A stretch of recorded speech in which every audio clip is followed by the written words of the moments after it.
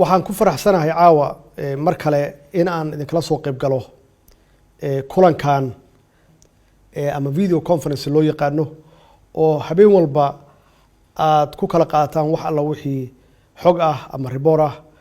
xaqiiqatan reportka caawa aad siiseen oo aan idinka dhageystay waxa weeye mid aad iyo aad dhaxalgal u ah oo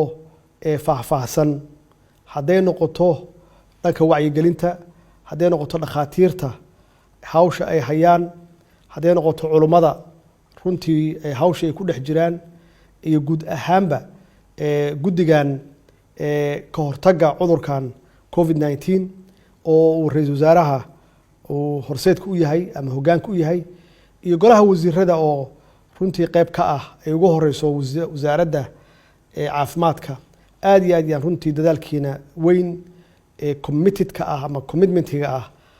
aan idinkaga mahadcelinayaa waxaan rabaa inaan u mahadceliyo iyadana dowladihii runtii ka soo jawaabay codsigeena ka soo jawaabay welina waa wadnaa inaan dowlado kale la hadalno si ay noola soo gaaraan kaalmo dowladahaasi runtii waana garab istaageen waana uga mahadcelinaynaa wax alla wixii ay karaankooda ahaa oo ay gacan ama garab naga siiyeen iyo hay-adaha caalamiga ah oo iyaguna runtii qayb ka ahaa inayna soo gaaraan oo na taakuleeyaan waxaan rabaa aan intaas rabaa inaan ku daro guddigan gurmadka runtii dadaal badan ayay geliyeen inay dowlad goboleedyada gaarsiiyaan wax alla wixii taakuleen ah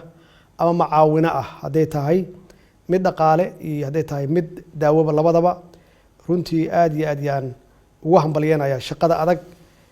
ka hortagga cudurkan ama inaan la dagaalno bixintaas aad siiseen oo runtii taabanaya inta qof oo la xaqiijiyey oo cudurka qaba iyo inta qof oo ka kacday iyo inta qof oo u dhimatay allah u naxariisto intii u dhimatay naxariistiisii iyo jannadiisa allah siiyo inta u xanuunsanna ilaahay waxaan uga baryaynaa inuu si degdeg uga kiciyo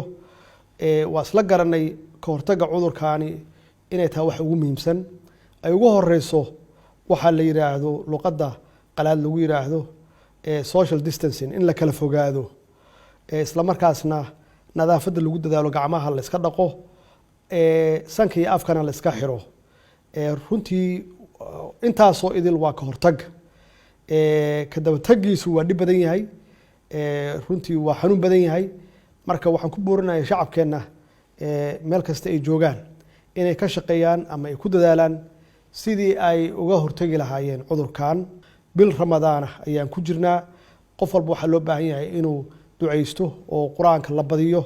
oo alla bariga la badiyo si ilaahay uu cudurkan safmareenka ah dilaaga ah uu noo garmariyo insha allah waa ka guuleysanaynaa